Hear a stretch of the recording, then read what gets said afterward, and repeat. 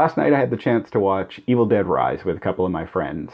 The common review, and I'm sure I'll probably mirror this because it really is the simplest way to say it, is that Evil Dead hasn't had any bad movies. And you know what? It's true. It still hasn't. There's nothing about this movie that's bad, I would say. In fact, there's a lot of good things about it. To talk about what I really enjoyed, it felt like a remake in ways, but it also felt fresh. Like it just taking it to a new location made it feel fresh again. And you know what? The title sequence, just even the title sequence, not even like the cold open, though that was kind of fun too. But it was fun. It wasn't kind of fun. It was fun. But like just her floating out of the water and then brrr, Evil Dead Rise up behind her, behind the trees was cool. It was a nice way to open the movie. And you know what? It went. There was lots of gore in it.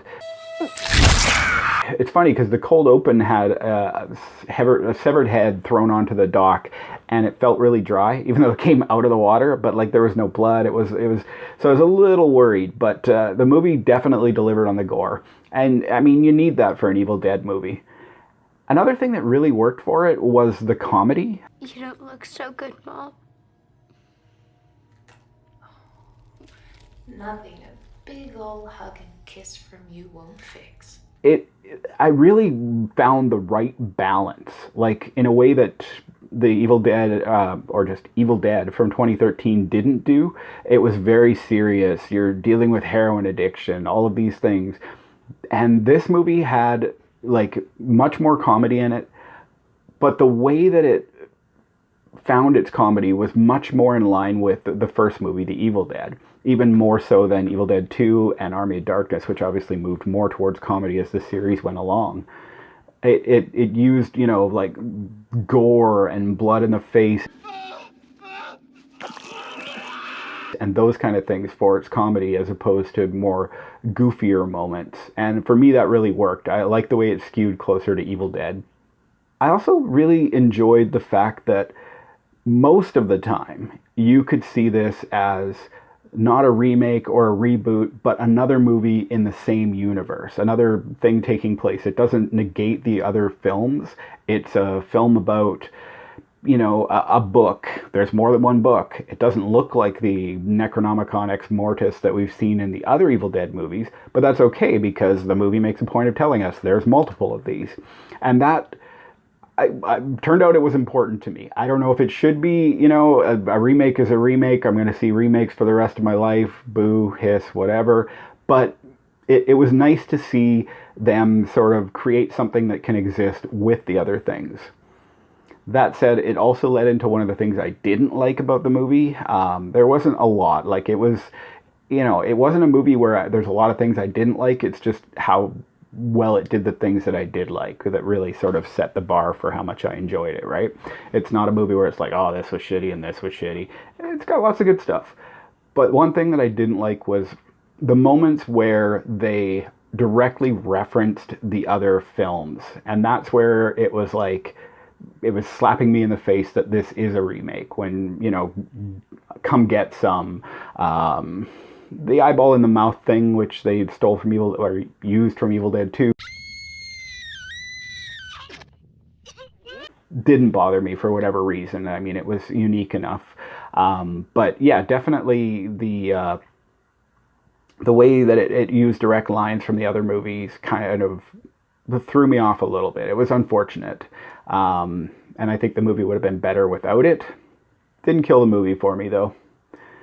And really, the only other thing that I kind of, well, I can't just fault a movie for being different, and, you know, and I won't, because it's not a bad thing, but it was very notable, and it needs to be brought up because I noticed it at the time, and it kind of struck me a little bit. A couple of things. The invisible ghost is slapping people around in this movie. It is like, it's kicking people's asses. And I don't know, it feels odd. It feels different. Like, we have seen it run at Rush all the time, of course, and it does that in this movie. And we've seen it, like, at the end of the sort of recap of Evil Dead 1 in Evil Dead 2, it picks Ash up, flies him along, and smacks him against a tree. But this felt different. It felt like it felt like the movie was, I don't know, it felt like the demon was just like punching people and throwing them across the room. And it felt like it was doing it a lot, which is odd to me. Like, not in a negative way, but it was definitely something new that we hadn't seen before. And then the thing that really felt the most new and really felt like we hadn't seen it before was the Christianity in the movie. And all I could think of. I mean, the Evil Dead series, or any movie really, generally is going to be taking place in the real world, right? Like, that's where they want it to be so that we can connect with it. But I don't know. At first, it was like, oh, that's weird. When, you know, the person studying the evil book was a priest, and then when the guy stopped and wanted to pray, and then it kind of felt strange that it was strange. I mean, I'm not religious, but lots of people are, as I said. And again, it's taking place in the real world, so it's almost weird that it hasn't come up before. It wasn't out of place, but it felt out of place. I had to change my brain a little bit to make it make sense, to accept it in the movie, for whatever reason. That's just the way it was. It was like, hey, what? Oh, okay, sure. Yeah, that works.